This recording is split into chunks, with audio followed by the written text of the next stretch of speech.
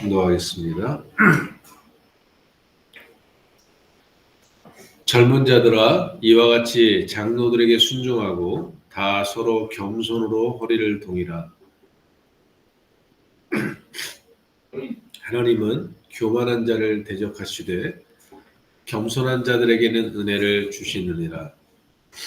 그러므로 하나님의 능하신 손 아래서 겸손하라. 때가 되면 너희를 높이시리라. 너희 염려를 다 주께 맡기라. 이는 그가 너희를 돌보심이라. 근신하라, 깨어라. 너희 대적 마귀가 우는 사자같이 두루다니며 삼킬 자를 찾나니 너희는 믿음을 굳건하게 하여 그를 대적하라. 이 세상에 있는 너희 형제들도 동일한 고난을 당하는 줄을 알미라. 모든 은혜의 하나님 곧 그리스도 안에서 너희를 부르사 자기의 영원한 영광에 들어가게 하신 이가 잠깐 고난을 당한 너희를 친히 온전하게 하시며 굳건하게 하시며 강하게 하시며 더를 견고하게 하시리라. 권능이 세세 무궁하도록 그에게 있을지어다. 아멘. 아멘.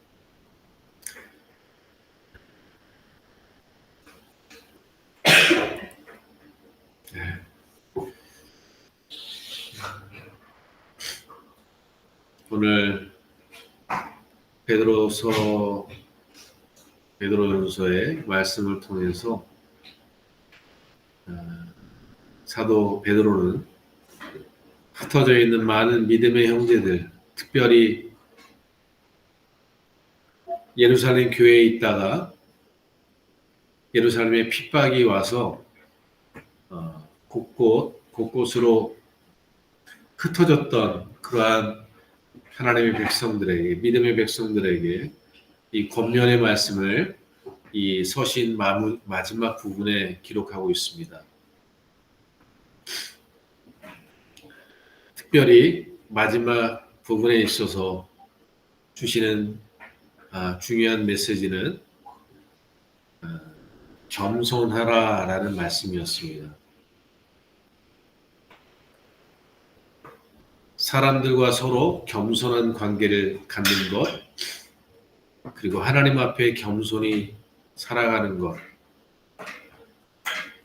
이것이 마지막 때에 우리가 우리의 믿음과 신앙을 지키고 하나님 앞에서 능한 하나님의 손과 능력 앞에서 온전케 되어지고 높임을 받고 그리고 하나님의 돌보심 안에서 살아갈 수 있는 은혜를 얻게 될 것이기 때문이라 라고 말씀하고 있습니다.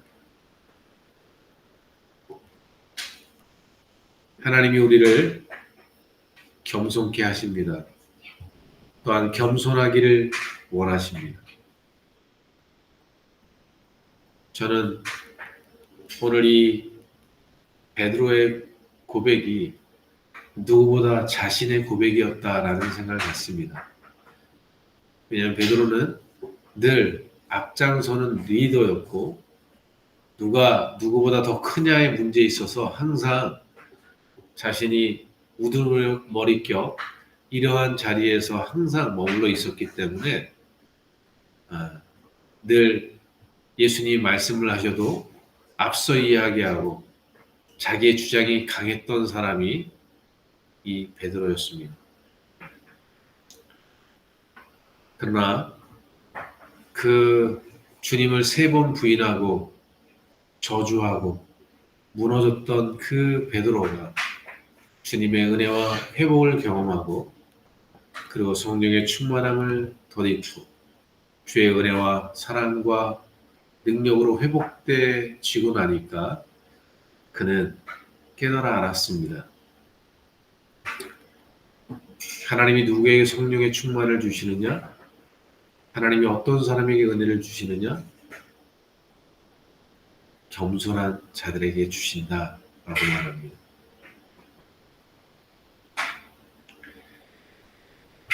오절에 보니까 젊은 자들아 이와 같이 장로들에게 순종하고 다 서로 겸손으로 허리를 동이라 라고 되어 있습니다.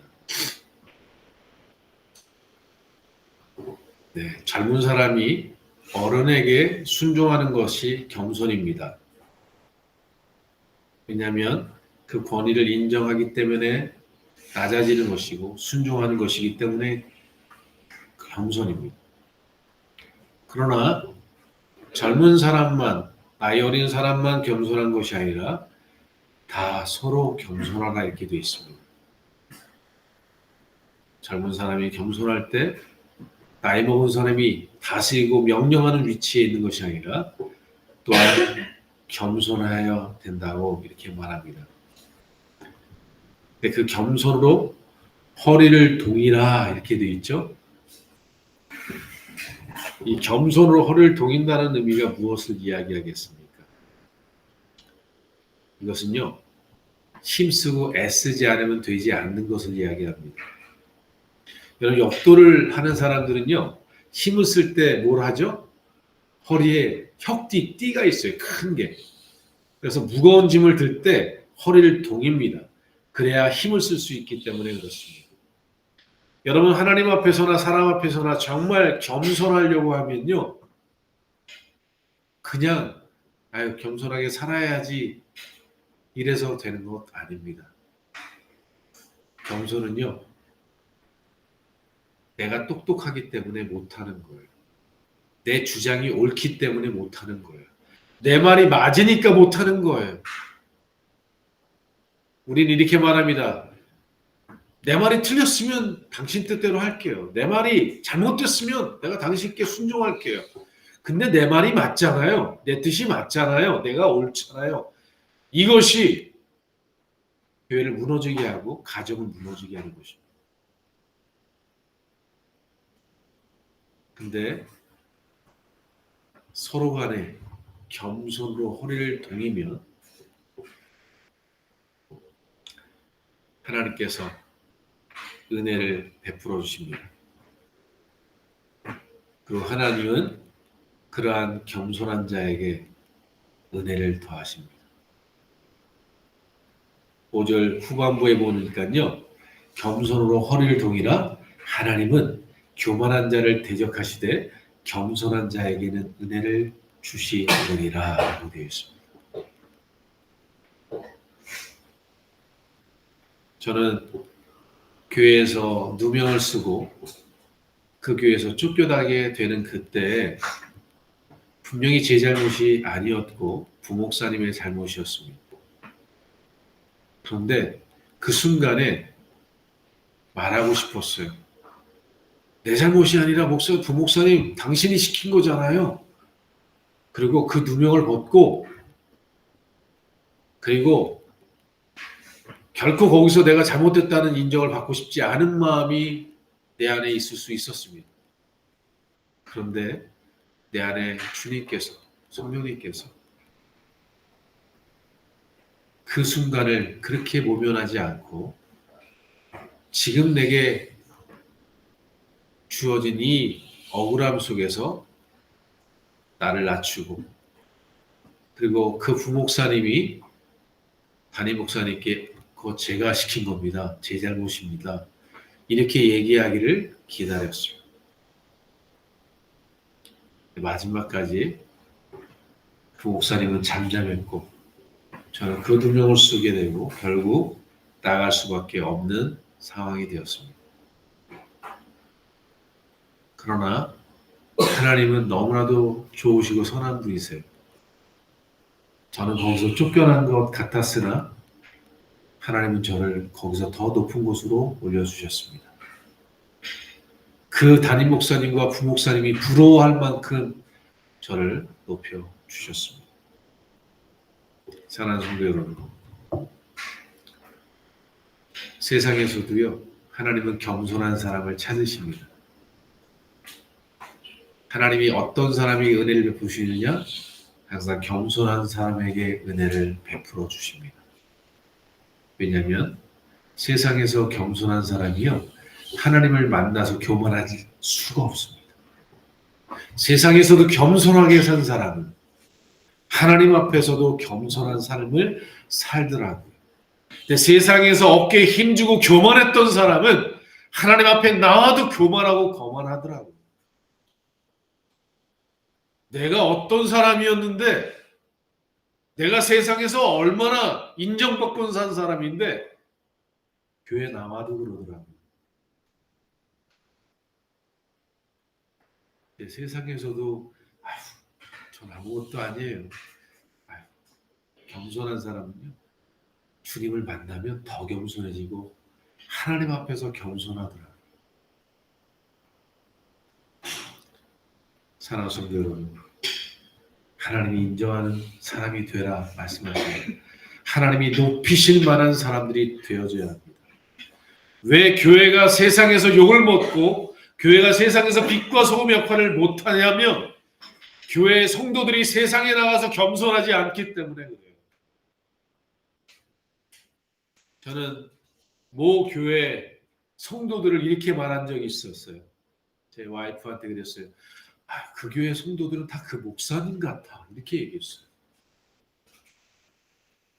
왜냐하면 그 목사님의 물을 먹은 사람들은 그 목사님처럼 행동하더라고요.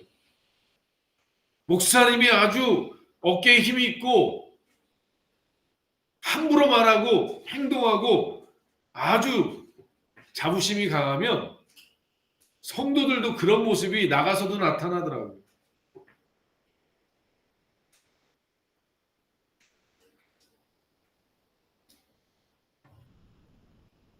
여러분, 겸손한데 무시당한다? 라고 생각하시는 분이 있으면요, 다시 생각해야 돼요. 왜냐하면 겸손한 사람이요, 세상에서 사랑받습니다. 겸손한 사람도 세상에서 사랑받아요. 근데 어떤 사람이 무시를 당하냐면요, 겸손한 척 하려고 하든지 겸손하려고 하다가 중간에 뻗어지는 사람들이에요. 진짜 낮아지고 섬기면 사랑받습니다. 저는 제가 따까리를 하면서 경험했던 것은요, 내가 그렇게 섬기고 낮아지면 하나님이 높이시더라고요.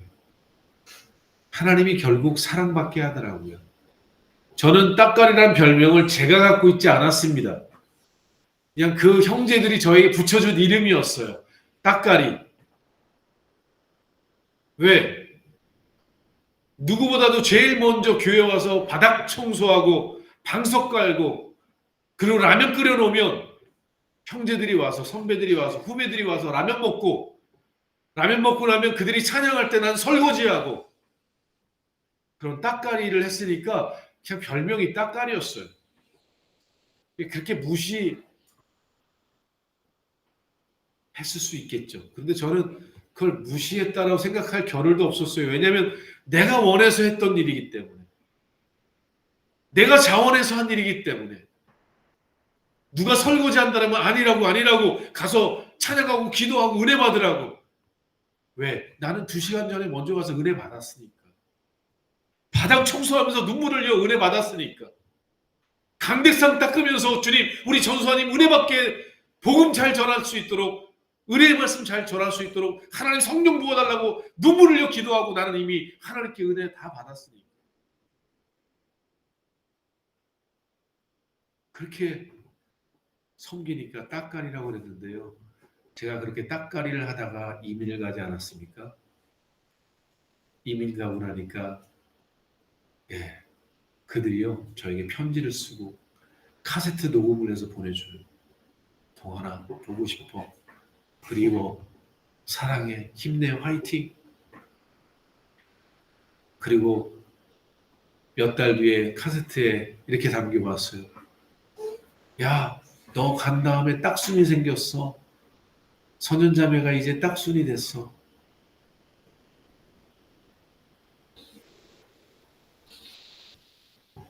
여러분, 겸손하면요, 하나님이 높이세요. 늘 겸손함으로 섬기면 하나님께서 그를 높이세요.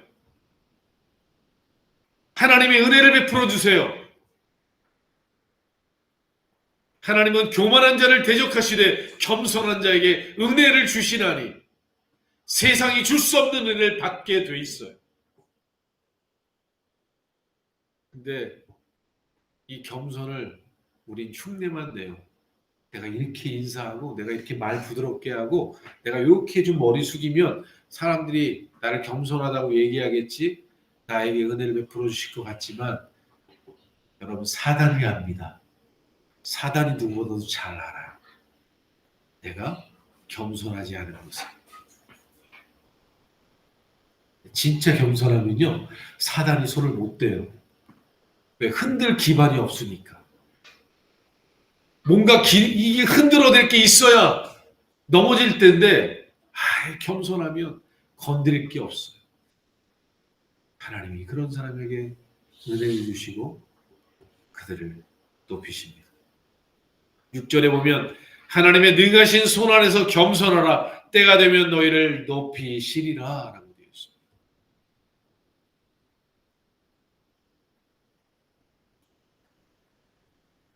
저는 오늘 이 시대에 많은 그리스도인들이 기도 많이 합니다. 찬양 많이 합니다. 예배도 잘 드립니다. 헌신도 잘합니다. 열심도 있습니다. 근데 왜 세상에서 욕먹고 사람들에게 손가락질 받고 하나님의 영광을 가리우느냐? 그들이 하나님 앞에서 사람 앞에서 겸손하지 않으니까 그래요. 저는 어제 춘천에 다녀왔습니다. 춘천에 커피숍을 하고 있는 저희 조카님이 계신 거 아는 분들은 아실 텐데 제가 그분을 참 좋아하고 존경하는 이유가 있어요. 다른 거는 제가 뭐라고 얘기할 수 없는데 겸손해요. 제가 어제도 돌아왔습니다. 돌아와서요, 전화했어요. 조카님, 저 여기 잘 도착했습니다. 그랬더니 잘 도착했냐고. 네, 고생 많으셨습니다 이래요. 그래서 제가 그랬어요. 조카님, 이제 말씀을 놔주세요. 말씀을 편하게 해주세요. 그랬더니 어떻게 그래요? 아니에요. 아니 삼촌 괜찮습니다. 근데 그게 가식이 아니라 진심이에요. 왜냐하면 이렇게 껄끄러운 관계면요, 내려간다면 싫어해요. 왜요? 무슨 일이 있어요? 이렇게 말하는데 보고 싶어요. 내려오세요. 다 내려오세요? 이번에 못 가요. 다른 분들과 내려갑니다. 오세요. 또 내려갑니다. 내려가니까요, 우리 우집사님과 내려가는데 얼마나 정성껏 섬기는지, 얼마나 진실한 마음으로 대답하고 섬기는지, 거짓 없고 그 안에 있는 진실한 것을 나눠주고, 그리고 맛있는 거기서 가장 유명한 닭갈비 집에 모시고 와서 데려가서 맛있게 점심 대접하고, 그 바쁜 중에 정말 바쁘더라고요. 네. 그런 가운데도 정성껏 섬기고, 그리고 또 언제든지 올라오고 자주 교제했으면 좋겠다라고 얘기하십니다. 그러니 하나님께서 그 은혜를 베풀어 주시는 거예요. 그러니 많은 사람들이 그분을 사랑하고 좋아하는 거예요. 괜히 그렇게 기업이 또 커진 게 아니더라고요. 주변에 많은 사람들이 동역하고 도와주고 일하는 사람이 함께 하는 거예요. 우리는 얼마나 이기적인지, 나 하나 잘 먹고 잘 살고 내 가정 하나 편안하고 이러면 끝이야. 이런 크리스찬들이 세상에 너무나 많으니까 세상에 어떻게 빛과 소금이 될 수 있겠습니까? 우리는 사람 앞에서도 겸손해야 되지만 특별히 우리는 하나님의 능하신 손 아래 겸손해야 한다라고 말합니다.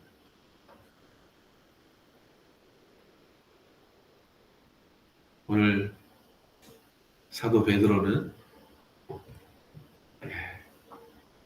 하나님의 능하신 손 아래 겸손하라. 때가 되면 너희를 높이시리라 라고 말씀하시므로 하나님의 때, 하나님 우리를 높이실 그때까지 우리는 하나님 앞에 정말 겸손할 수 있어야 한다는 사실을 정확하게 표현하고 있어요. 돌아보십시오. 우리는 때를 못 기다려요. 그래서요, 먼저 불평하고 원망하고 따지고 시비하고 그래야지 속이 풀려요. 근데 이게 얼마나 교만한 일이냐면요, 하나님의 능하시고 하나님의 선하심 믿지 않으니까 따지는 거예요. 하나님이 내게 지금 주신 이 어려움, 하나님이 내게 주신 이 시련, 이 속에는 하나님의 선하신 뜻과 계획이 있고 전능하신 하나님께서 이 모든 것을 계획하고 계시고 하나님의 때가 되면 하나님이 그 모든 문제를 해결하시고 높이실 것을 믿는 이 하나님에 대한 겸손함이 있어야 되는데 못 기다려요.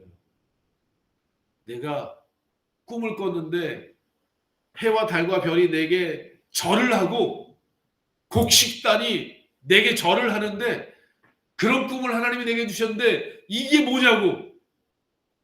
하나님이 나한테 준 꿈은 이렇게 잘 되는 건데 나에게 웬 배신을 당하고 노예를 끌려가고 감옥에 들어가는 이런 일을 하나님이 허락하냐고. 만일 요셉이 그렇게 말했다면 어떻게 요셉이 애굽의 총리가 되고 하나님의 백성을 구원하는 구원자가 되겠습니까?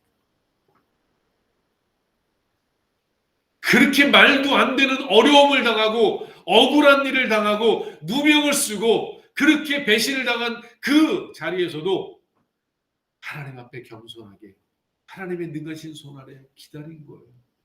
하나님의 때를 기다린 거예요. 그래도 하나님을 의지하는 거예요. 그랬더니 하나님이 어떻게 하셨죠? 왕과 같은 왕이, 애국의 왕이 요셉아, 네가 나보다 낮은 것은 그냥 의자 하나야. 그냥 자리 하나 낮은 것뿐이야. 이 모든 나라를 네가 다스려. 이렇게 얘기하지 않습니까? 하나님이 높이시는 날이 올 텐데, 하나님께서 역사하실 날이 올 텐데 내가 그걸 풀어내려고, 내가 뭔가 막 하려고.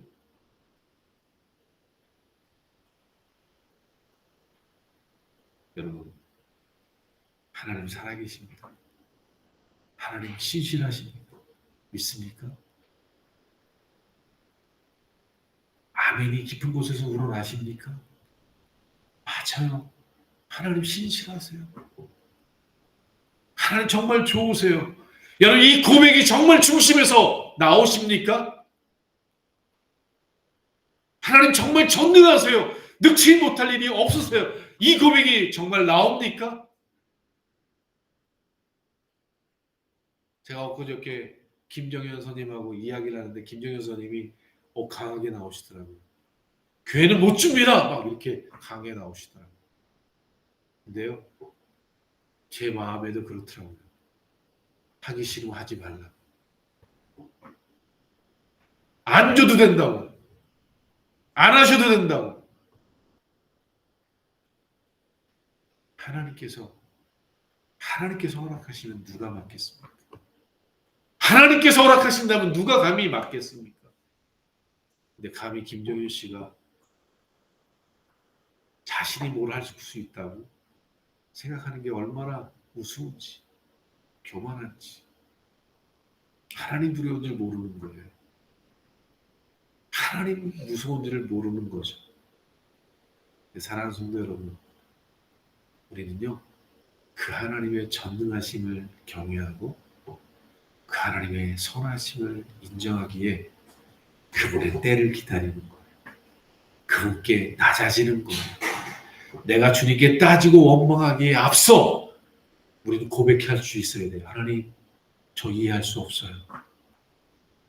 저는 마음이 아프지만 하나님의 선하심이 있는 줄 믿습니다. 무조건 하나님 당신이 옳습니다. 하나님이 무엇인가 있기에 나를 이 자리에 이 상황으로 나를 이끌어 가시는 줄 나는 믿습니다. 그리고 하나님의 그 선하심이 때가 되매 하나님이 다 문제를 해결하시고 높이실 것을 믿고 저는 겸손히 하나님 앞에 나아지겠습니다. 여러분, 이것이 하나님 앞에 겸손한 사람입니다. 하나님께 낮아진 사람입니다. 여러분, 이런 마음을 가져보세요. 하나님이 어떻게 하시나? 저 하나님께 제가 믿음의 고백을 드렸을 때 그때 그 마음이 느껴집니다. 하나님, 저는 도대체 이해할 수가 없어요.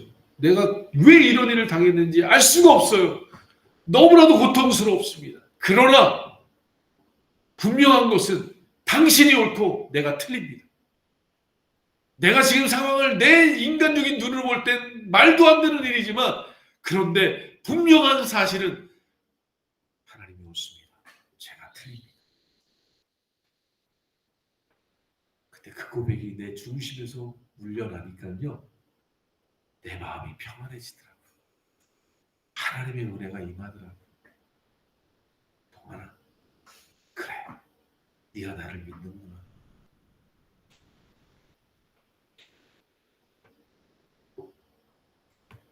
겸손한 사람은 또 어떻게 할까요? 네. 너는 염려를 다 주께 맡기라. 이는 그가 너희를 돌보심이라라고 되어 있습니다. 겸손한 그리스도인은요, 어떤 상황에서도 하나님께 맡깁니다. 왜냐하면 하나님이 나를 돌보고 계시다는 사실을 믿기 때문에 그렇습니다. 교만한 사람은 주께 못 맡깁니다. 내가 지금까지 기도했는데 내가 지금까지 뭘 잘못했길래 하나님께 못 맡기고 내가 해결하려고 합니다.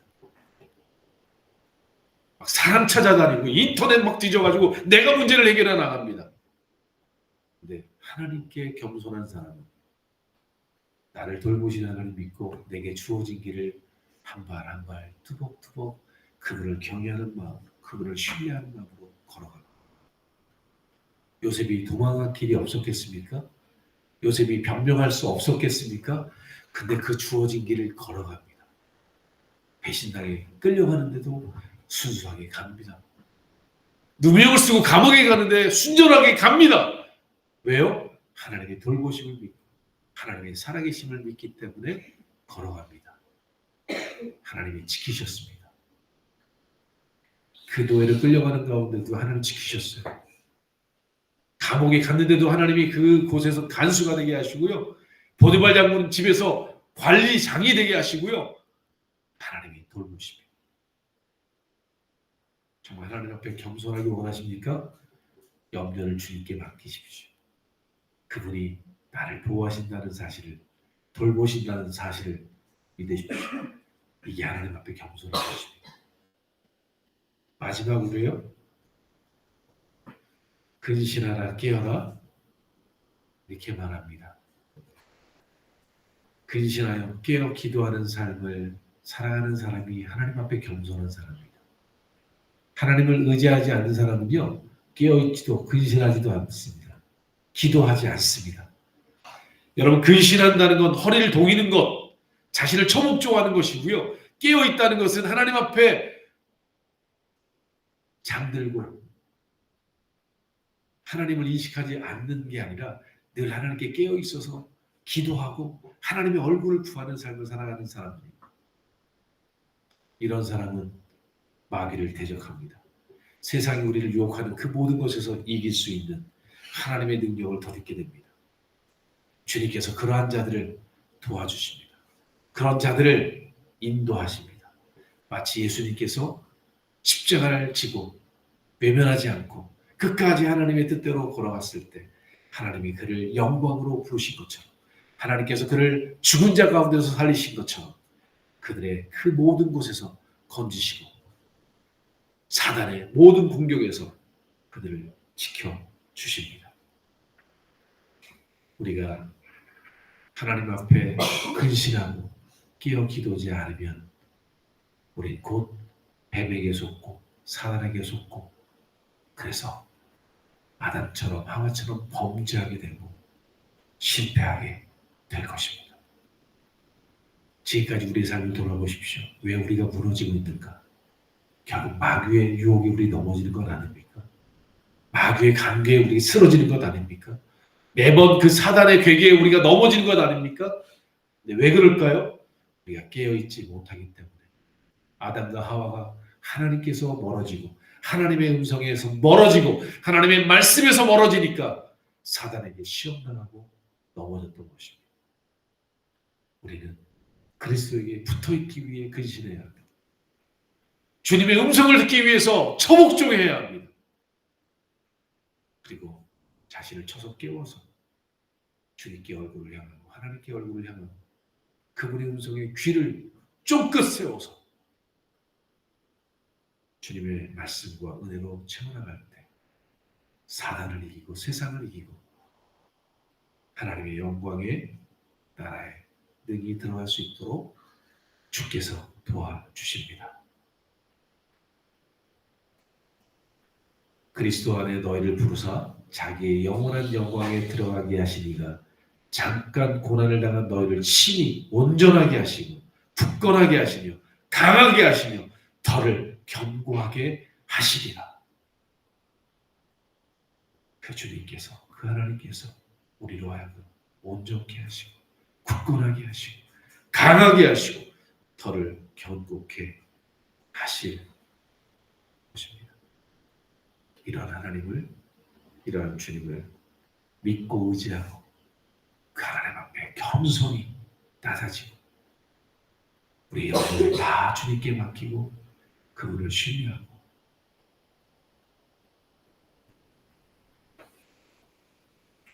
우리의 근심과 깨어있는 삶으로 나아갈 수 있기를 축원합니다. 기도하시겠습니다.